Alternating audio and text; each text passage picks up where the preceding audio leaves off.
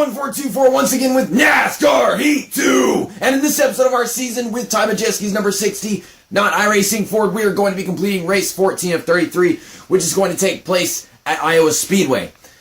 In the last episode, we raced at Michigan and almost won, but wound up losing that race to, who was it? I don't remember who I lost that race to. Wow, guess they're not that important. But then we had Pocono also that week, and we finished in 14th, and William Byron finally got his first win of the season. I know William Byron didn't win at Michigan.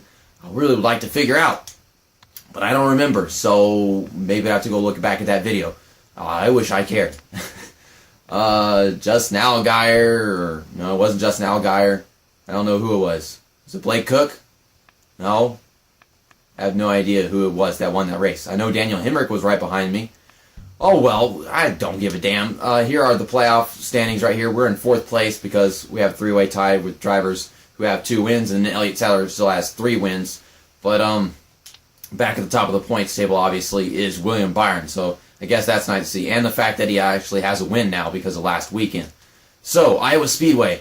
I really like racing this track online. I haven't been there in a while online. Of course, also offline. In the truck series, we were doing quite well, but then it started getting really bad with the trucks. All the AI brake checking and stuff off the corners and halfway down the back stretch and stuff like that. So hopefully it doesn't do that this time. Maybe there's been an update since then, but let's just go ahead and get to the racetrack. Here we are at Iowa Speedway. It's a bright and sunny day. I think that this is going to be a day race. Of course, I mean, in the truck series was a night race. I'm pretty sure they have a day race in the Xfinity series of this track. And if this turns out to be a night race, then we'd have 2. But I have no clue. This is my first time racing the Xfinity series cars offline at this track. This is my first time doing a lot of things offline every time we do an episode on this game, but we'll get into qualifying. Turn on that mirror. And I really do like this track. It reminds me of Rockingham quite a bit. I think Rockingham is a little bit longer than this track is. This track is obviously a bit wider. Off the gas a ton. Gotta get down to like 150 miles per hour just to actually get it to turn through the corner. Okay, slamming the brakes, kind of dive my way into turn 1 and 2, and I'll leave it on throttles to come off the corner. Pretty close to the outside wall. I don't know how close we're going to get to it. Okay, come on. Just don't hit the apron too much. The apron is above the yellow line, by the way. That's always an interesting fact to know. Okay, so how was that? 37th. Darn. This is a really tight race car. I mean, if I can't give it my all, and that's still not be enough, so we should turn down the wedge quite a bit if we want this to actually work for us. I don't want to be qualifying 37th freaking place. I mean, we've done better at so many other tracks. The last time we had 37th at Pocono, qualifying just hasn't been going that well for us. I mean, we used to be qualifying in the top 30, but it doesn't seem to be happening anymore. Okay, we're going to go to the garage. We'll turn the wedge down to a 48%. I think that should do it. I mean, it's going to be quite the change, but it's not going to be as bad as it was at freaking, what was it, Phoenix, where I turned it down to 46 and then practically killed myself almost. Okay, save the setup, back, and let's start the race. So, we're at least not on the outside. That's one thing to take note of. Green flag's out. We're underway for the first stage of the race, which is going to be 6 laps long, so we've got ourselves quite a bit of time. Okay, David Starr gives us room on the inside. This guy dives around the corner as soon as the race starts. That is David Leached. He is very, very leached. His car is covered in leeches that look like zebras. I don't know. The car is still not turning as much as I need it to. We've got time. We can figure it out. It's hard to dive into the corners without hitting the apron, so I can't do it exactly the way I want to. Okay, it looks like J.J. Yealy over here is in 32nd place, and he's going up the track. My car is not finishing the corner as much as I need it to. We're going to make it 3 wide into turn 3. I didn't start turning in time. Now my car won't get to the bottom. J.J. Yealy comes back around us. And we're kind of 4 wide right now. And now 3 wide. Joey Logano's going to hold up on the outside. I'm going to slam the brakes in front of J.J. Yealy so I can stay in front of him. The apron is turning my car a little bit. That could have been dangerous. I'd be very careful there. We're in the 28th position. Oh my god. Okay, keep it to the bottom. And I'm just going to kind of push up the track into the 2 car. Making it 3 wide. We got Brandon Jones underneath me. And I'm gonna try to, dang it, I tried getting clear into turn 1. I'm focused on damn Brandon Jones, who's not letting me clear him as we go to the corner. So whoever that was in front of us that I slammed into is probably really pissed off. I saw a wreck happening in front of us way up there, so I don't know if there's gonna be a caution for either of those wrecks. Get off the apron, car. I try to get off the apron, so I start pushing up into people on the outside. It's a lose-lose situation, isn't it? And whenever the car on the inside is barely there, he's got his nose underneath you, and you want to dive into the corner with, so you don't have it 4 wide or something, I would just go ahead and blame the guy on the inside, but I also have to take some of the blame because I was the guy that crashed into the guy that was in front of us. I don't know what's going on, but I guess it's the same thing as the truck series, where the field is all spreading apart and all kinds of crap, just because people keep on hitting the brakes off the corners and halfway through the corners and stuff. That crap! I'm trying not to hit the apron so freaking hard that I'm driving like a damn lunatic. Figures. Oh my god, this is the last lap of the stage. I can't get to the inside. Joey Logano's in the way. That sucks. And because I don't have the inside open to me, I'm not going to have a really good last corner for the stage. We're going to finish in 26th in stage 1. So we still have time in stage 2 unless we're taking pit stops now. I mean, if we're taking pit stops now, we have all the way to the end of the race. Yeah, we're taking our pit stops after stage 1. Okay, so let's get that pit stop in. I think the car setup is fine. I just got to make sure I stay on the inside. We can actually make this work. So we're not going to need any repairs. We'll get 4 tires, 2 cans of fuel so we can make it all the way to the end. And that'll do it. And of course, it puts us in dead last. We lose 14 spots because our pit crew will never be good at anything. And you can't tell me this pit strategy bullshit because you needed 4 tires and you needed a full tank of fuel. Because we aren't even halfway through this freaking race yet. Not in the slightest. I'm going to dive to the inside right here because Ray Black Jr. let me clear. And get back on the gas here. Don't hit the apron. I'm pushing up the track even though I kind of stay off the throttle for so long. We've got all this time in the world, but I'm not going to try wasting any of it on the apron because my car is turning rather well. Gotta get used to those adjustments, but I'm not all by myself like I was in qualifying. Okay. I don't know if the adjustment was the best decision. Maybe I could have gone with like 48.5 so the car wouldn't turn so freaking well after the corner and hit the apron. Right, dive it in right here. Give me a little 3 wide. I'll hit the brakes a bit off of turn 4. And we're going to make it into about 32nd place as we go into turn 1. Okay, just don't hit the apron right there. Really, really good corner that time. Golly, I see them almost 4 wide up there in front of us. This is getting a little crazy. I don't want to make it 4 wide myself and be at the very bottom because then I ain't going to have any room. If I hit the apron, it's just going to be a huge wreck.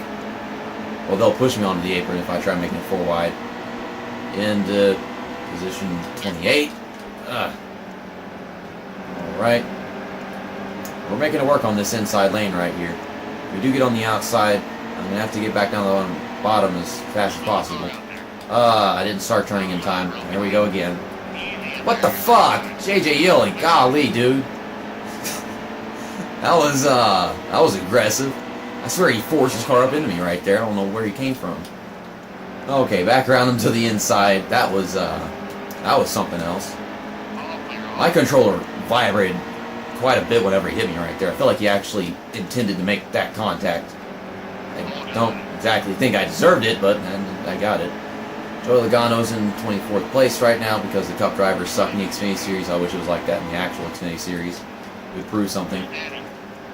Smithley over here is all over the place trying to stay in front of me. Okay, I'm going to try going to the outside and see if I can get a better runoff like this because you never know. Little contact with Joey Logano. The car does not want to finish the corner. Okay, the outcome of that was absolute diarrhea, so that's fantastic. And Joey Logano's not letting me ever get back to the inside. Looks like he couldn't make the corner down there. And I'm screwing myself pretty much at this point. This is the last lap of the stage, by the way. Trying to get back around Joey Logano, trying not to hit the apron. Ooh, the apron turns my car a little bit just enough so that we can get into not 24th position. I wish I could get to the frickin' finish line, but no, the stage ends after the top 10's past the finish line. We have people pitting again. Why? Why? How much of the field is pitting? Okay, half the field is pitting. So did the other half pit just a while ago with me, or what? Estimated fuel 19 laps. Laps remaining 18 laps. Oh man, this is going to be some ridiculous pittage lead. They're going to have some ridiculous ass pit strategy right here. If I can ever speak the English language correctly whatsoever. Oh my god. I'm in third place right now. Dakota Armstrong is leading. Joey Logano, who was right there in front of us, didn't pit either. Okay. So are these guys going to pit at the very end of the race for no reason and give us the win? Or are all those guys that just pitted a while ago going to pass us somehow? Because they do have the fresher tires. I don't know. I'm on the apron. I'm trying to get off the apron. Also, somehow I did not let by Joey Logano whenever I hit that apron. See, I have to get off the apron so I don't spin the car, but if I get off the apron, I slide up the track into everybody. I do my best not to do that. This car is still really freaking loose from those adjustments that we've made, despite the somewhat worn tires, so we've got a little freedom with this car. Diving underneath Armstrong, well, almost. I kind of realized I wasn't going to be able to make the pass, so I slowed down a bit and still drove to the back of him. But he's right there in front of us. This time by we got 13 laps to go. Dakota Armstrong is not going anywhere in turn 1. And I'm having problems getting by him. This is an interesting battle for the win right here. Don't know if Dakota Armstrong exactly needs it. I don't need it, certainly. I would like to. I like Iowa. Getting a win here would be amazing. We're kind of pulling away from those guys behind us, but I don't know what Tower is going to do for them as we come to the end of this race. Okay, slow it down. Kind of tapping the brakes, but you can hear that on the trigger. Okay, we close back in on him. Still haven't gotten underneath him yet, but I'm going to right here. Okay, come on. Oh, he's got that run off. He's trying to. Still can't finish the pass. He got quite a bit of runoff right there. He still got the lead at the line. Okay, looks like he's braking a bit earlier. Okay, so we cleared him, and with that, we finally made the pass for the lead, but he is all over us, and those guys are catching back up. And some of those drivers mainly are drivers that didn't pit just a while ago because they didn't feel like they needed to, which would be me, Dakota Armstrong, Joey Logano, and whoever else, because I would say it was at least like 10 drivers or something. That's what it looked like to me whenever I was looking through the Stage 2 results. So we've got the lead. We're going to try to pull away. Let's see if we can make it to the end, because I already know we can on field. Here we come to the white flag, last lap of the race. I've been leading this entire time. We've had somewhat of a battle between Dakota Armstrong and Joey Logano back there for a bit. And, well, from the looks of it, I think that's Ryan Reed over there in second place that's caught up. And he's definitely catching me fast. He was at this point. That probably had something to do with his fresher tires. Oh my god, he is coming fast. Jesus Christ. One more lap, and he would have had me. That had to have been fresher tires right there. Like, that didn't just start happening until the last lap of the race. Speed rating was a 103 despite my car adjustment, so I've got some improvement to do on this track. And I don't think I would have won this race if they hadn't been taking pit stops during Stage 2. That wasn't exactly necessary, but in Ryan Reed's case, I guess it was. There are the race results. We got the win. Ryan Reed finished like not even a second behind me, and you can look through the rest of them. Like to see where all the other guys finished. Jeff Green got a DNF. He fell out of the race with 2 laps to go. William Byron finished in 10th. Elliott Sadler finished in 8th. And anything else in here? Darrell Walsh Jr. 30th. Yeah, and then there's Jeff Green with his DNF. Okay, and we can go ahead and look at the point standings right here. So we were in like 11th place after the last few races, and now we're finally in 8th place again. So nice to see that get back to where I would like for it to be. And yeah, we have 3 wins now. And here's the post-race information. Congratulations! We got the freaking not iRacing Ford in victory lane. And I guess somewhat of a dramatic fashion, considering we almost lost the race to Ryan Reed. Like I said, one more lap and he would have had us. Also, this car is really freaking shiny in victory lane. I think that's kind of cool. Elliott Sadler had the fastest lap in the race with a 23.55. I think my fastest lap was like a 23.75. So yeah, I wasn't nowhere near as good as they were. Ryan Reed led the most laps with 18 laps led. We started 37 to finish in first. I think if they hadn't taken pit stops in Stage 2, we probably would have gotten like 5th or something. Daniel Suarez started 5th and finished in 37th. So I don't know how that happened. Daniel Suarez is supposed to be a decent cup driver these days who was successful in the Xfinity Series. So that was a night race, and tomorrow we're going to be doing another night race, I'm pretty sure, which is going to be the Firecracker 250 at Daytona, brought to us by Coca-Cola. I will be drinking a Coca-Cola in that video. You know it. I thought that was going to be a day race, honestly, so I'm pretty sure there is a day race at Iowa in the Xfinity Series. We'd have to look through. Yeah, there it is. So that's not very long from now, honestly. I mean, we got this race, and we got... So yeah, that's just a couple weekends from now that we go racing at Iowa at daytime. I mean, I think it'd be stupid if it was at nighttime again, because I've already had enough of the night racing there. But let's go ahead and take a look at the point standings in full. Justin Allgaier is at the top of the point standings now, somehow. I mean, I guess he finished in front of William Byron and all that stuff. William Byron finished in 10th place, of course, as we just saw, but he still got that win to lock himself in. Elliott Sadler is in 3rd with his 3 wins, and there's Ryan Reed, almost got his first win of the season, but I exist, so therefore that can't happen. Eric Jones, 5th. Daniel Suarez, 6th, who had the toughest break just a while ago, so that probably didn't help him out that much. And here's us in 8th place. We got 16 playoff points. Jeff Green, who just got that DNF, is in 18th place right now, so he's having somewhat of a mediocre season.